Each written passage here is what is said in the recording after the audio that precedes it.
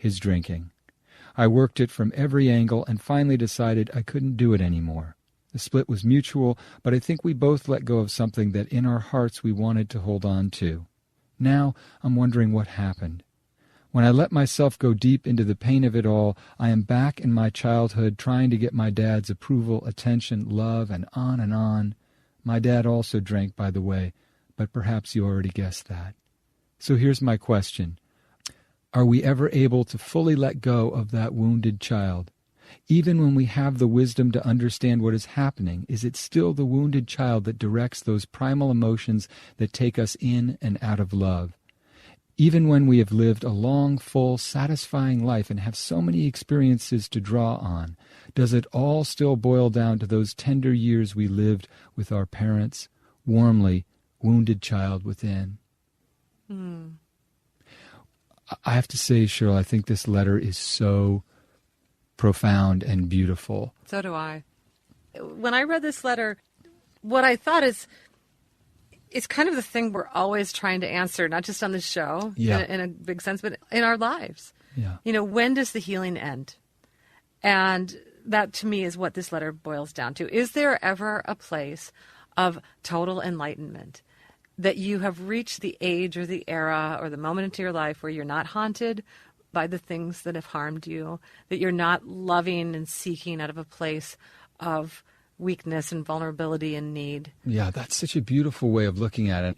And this really put me in mind of this poem that's always haunted me, In Memory of Sigmund Freud by W.H. Auden.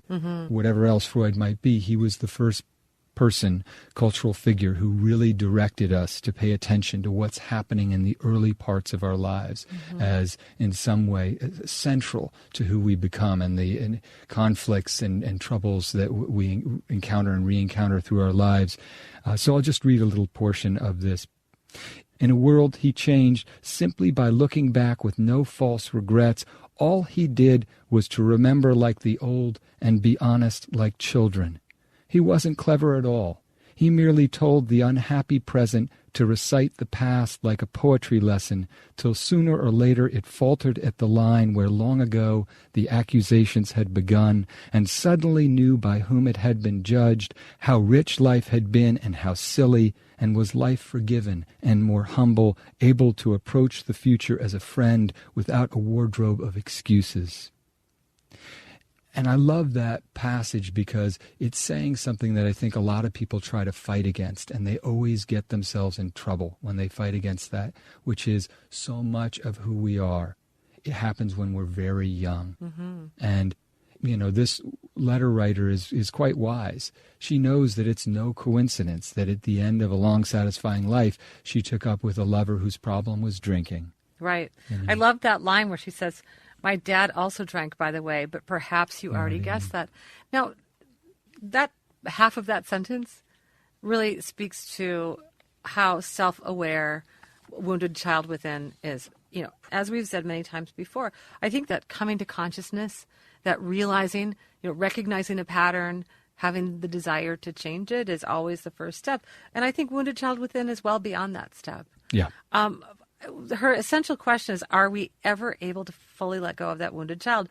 And I think that she says fully let go is because she has let go a lot already. She has healed quite significantly. She knows that as this most recent relationship of 8 years came to an end, that she's got some more stuff to work out. Right. And I think that that's the beauty of, tumultuous times in our lives, times where somebody dies, or you come to an end of a relationship, a breakup, or somebody's born, or you move across the country, or you retire, or you lose a job, or you get a job. Any of those things, they're literally like, stirring the waters of our lives, right, and our psyches.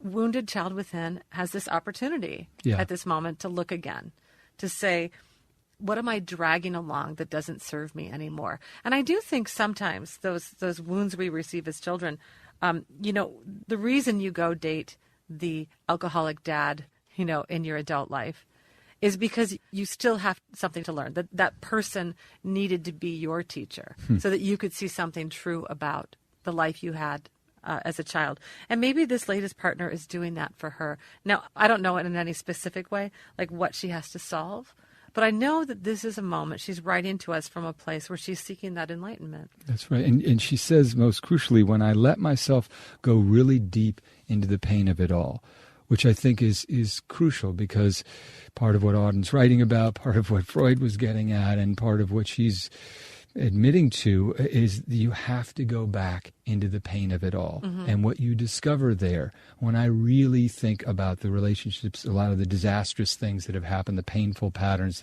self-destructive stuff I've done, I know that it has to do with the early parts of my life. Mm-hmm. My relationship with my brothers, especially my twin brother, explains almost every relationship I've had with a male friend in my life, in one way or another. I've gotten better at managing those friendships and not allowing them to become reiterations of the sort of painful abandonment that I experienced or that I constructed.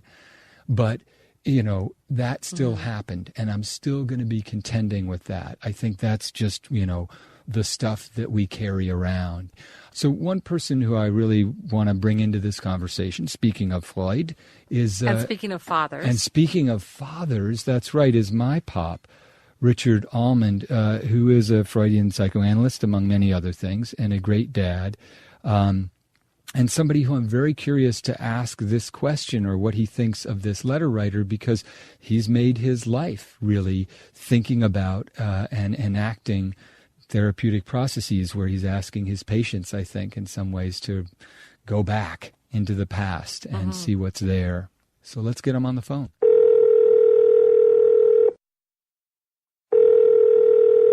Hello. Hey, Pop. Hi, Dr. Rick. How are you? Hi, Cheryl. Nice to hear your voice again. Nice to talk with you. Did you get a chance to read The Wounded Child Within the letter? Yes, I did. Very interesting letter. I wanted to talk with you especially because this is, I think, the big question, or I imagine anyway, that this is kind of one of the big questions that your life's work has been about. You're right. And you do a pretty intensive therapy with people who, I am going to imagine, do a lot of investigating of their own past. Yeah, and that's actually one of the things I was struck by and wanted to comment on around this letter. You know, it's signed Wounded Child Within, and that suggests that there's, you know, a little homunculus, a little sort of miniature person that's the child you were, sitting up in your brain, unchanged over the years and causing all sorts of mischief or relationship mistakes or whatever. Right. How we now look at this, and actually have looked at it for a long time, is that, yes, the past is incredibly important, but simply figuring out what happened in the past is largely an intellectual exercise. Yeah. And that what we do in therapy, and actually what we could talk about in relation to this woman's letter, is talk about what's happening in someone's present life. Yes. Because, you know, she talks about having had a rich, complex life with many experiences and, you know, feeling fairly successful about her life. Well, all those experiences, good and bad, that one has over a lifetime, modify what happens in childhood, which does stay with us. And we now understand why that is better, due to the work of something called attachment theory, that our early figures, parents largely, not only, are incredibly important in the brain. That is, attachment is crucial to human life and development. And as a result, the form of those attachments, a lot of which consists of feeling states and powerful physical, you know, body experiences, those are recorded in the brain in a permanent way, although one that keeps getting modified over life. And so the question that we deal with in therapy, or that people can think about in themselves, is how are they carrying early experience? You know, and it appears in the form, again, that this woman describes. She gets involved with someone who has a crucial feature in common with her father, and then she has an experience which she relates very much to her experience with her father, and that is one of disappointment. That's so fascinating. And one question I have for you, Dr. Rick, is I'm very familiar with that idea that we repeat some of those old negative patterns. How is it that we turn it around? So let's say you have a traumatic or negative experience early in life. Are there cases where it informs you and you do the opposite, that you don't replicate that pattern? And when that happens, what's at work there? Well, there's several ways to come at that. It's a great question. One thing that researchers are now talking about a lot is resilience. And it does seem like some people are born with more capacity to withstand both traumatic things that happen in childhood and to also come back from them, whether hard things happen early or even later in life. So there is, in a sense, something you have built in and may have more or less of.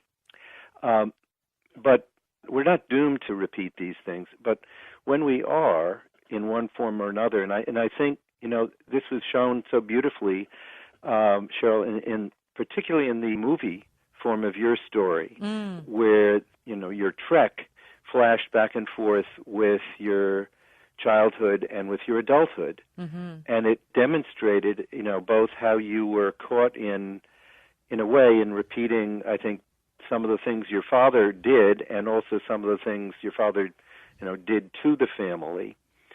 And then you reached a point where, related to your loss of your mother and all of that you kind of hit bottom. Mm-hmm. But, what the movie showed so clearly, and really I think why your story is so compelling for so many people, was that you reached a point where, in a sense, you'd shown yourself the pointlessness of continuing to operate in a certain way that was self-destructive and destructive to other people.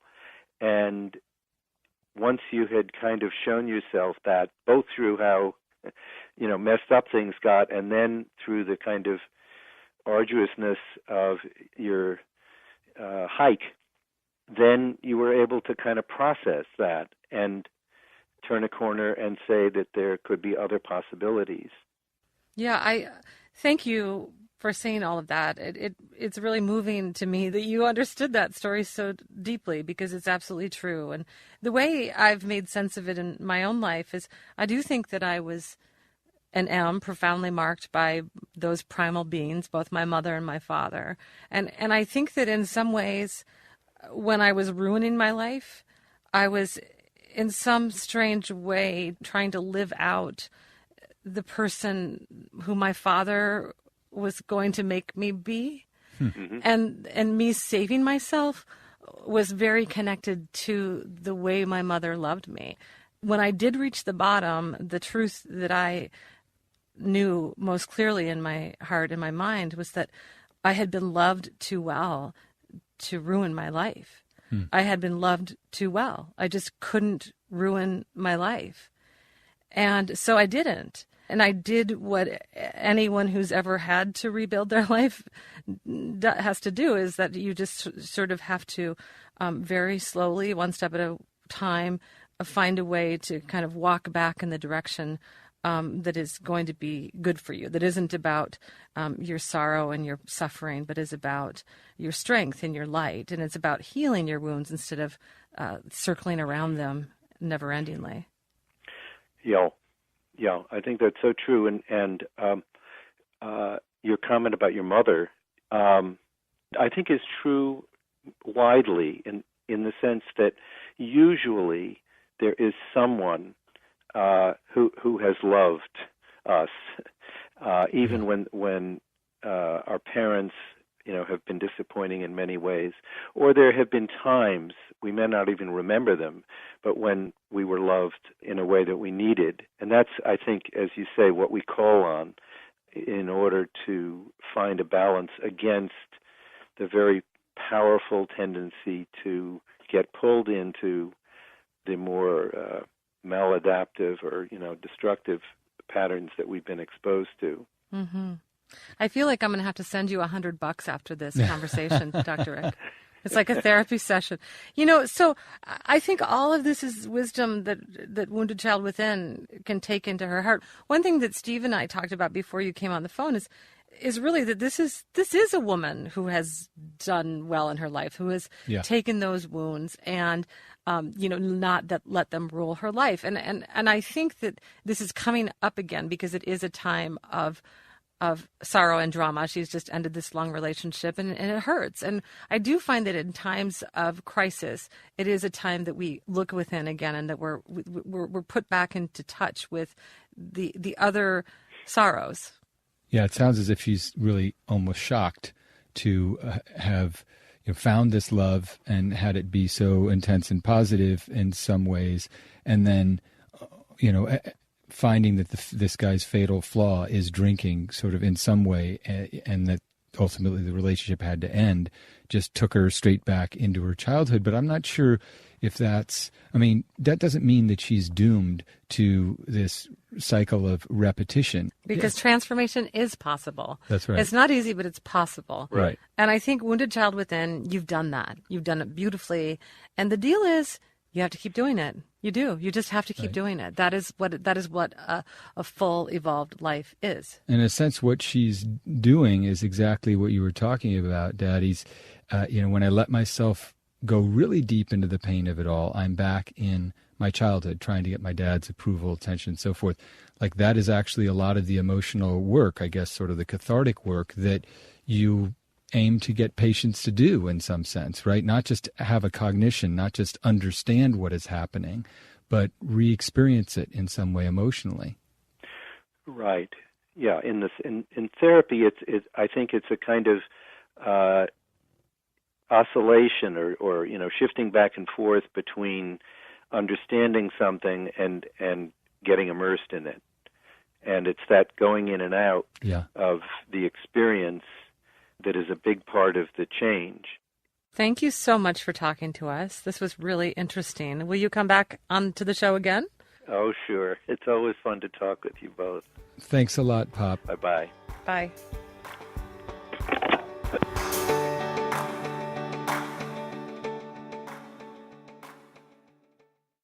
Last Seen, a new podcast from WBUR and the Boston Globe, investigates the largest unsolved art heist in history.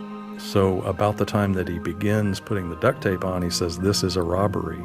The theft of $500 million worth of art from the Isabella Stewart Gardner Museum in Boston. When the FBI says, "We solved it, we know who did it," it's like, no, you don't, because you don't have the paintings. Subscribe and listen to Last Seen now on Apple Podcasts or wherever you get your podcasts. Sponsored by Samuel Adams and ADT Smart Home. I'm Michelle Goldberg. I'm Ross Douthat. And I'm David Leonhardt. We're the hosts of The Argument, a new podcast from the New York Times opinion section. These days, it's more important than ever to listen to people who disagree with you. Maybe they'll teach you something new. Or maybe they'll just teach you how to beat them. So listen to The Argument from the New York Times. Subscribe on Apple Podcasts or wherever you like to listen.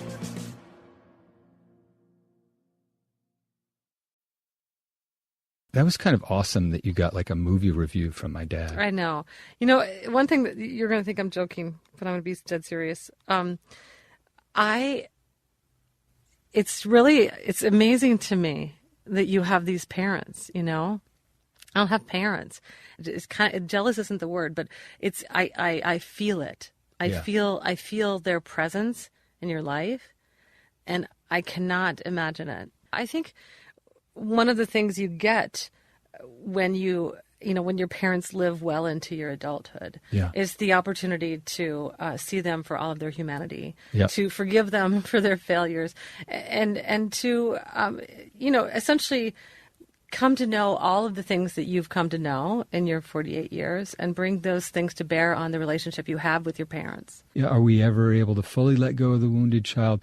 Well, I don't know, really. That wounded child is still some part of who we are. It's making peace with that wounded child, not allowing, as you say, that wounded child or the wounded parts of us to reiterate those bad decisions and bad patterns that we haven't quite worked out. That's what I think is so important about what Freud was up to. He was saying it's in our past. We have to recite it like a poetry lesson until we can find that place where the accusations began, because ignoring it or disavowing it is not really letting go of it, and it's going to come back. That's right. I think about that when I think, who was Cheryl Strayed at 5 years old, right? Or 7 years old? You were you. You were still you. And whatever was happening around you absolutely was shaping the person who's sitting there right now. That's not your fate, but that is the raw material of who you are. I was thinking about, what do I do in times where I see that I've made a choice that was in some ways connected to that primal wound, those primal wounds. In my case, I have a big father wound. I didn't have a good father. I didn't have, somebody who was wanting good things for me or loving me in the ways you want to be loved. And I have had, periodic times of my life where I had to revisit that. And one thing that I used to always think throughout my 20s, whenever I would be dragged back into that wound, is I would think, I'm done. I did it. I finally said goodbye. I finally healed it. Right. And to me, the image that works best for me is not that wound is entirely healed, but it has gotten a little bit smaller. It certainly has gotten smaller over time. And each time I do that and I think I'm done and that wound is smaller, and I've come to realize that it's never probably going to close all the way up. But our job here is to learn how to make it smaller, to make it rule less of our life. That's right. To make it dictate fewer of the choices we make. That's right. To allow it to interfere only in positive ways in our lives, and it can. I mean, one of the things that was a driving force for me, actually I think a positive outcome of having a father who didn't love me well is I sought love from men. I love men, and I have been loved beautifully by men. And I went forward ferociously in my life seeking that because I needed it. I was denied that as a daughter, and I got it as a lover. And it's also true that somebody else could be in that circumstance, a sibling or whatever, and might have a completely opposite, yes. Completely opposite reaction to that. Does it all still boil down to those tender years when we lived with our parents? And maybe a lot of it does, but the truth is that this woman, even if her father was disappointing in certain ways, clearly received enough love during that time to really have a very successful and thoughtful and meaningful life. Yes, and so many people have transformed their lives in discreet and dramatic ways. And Wounded Child Within, you are one of them. And I think that remembering that each day can be a driving force to you in continuing with that.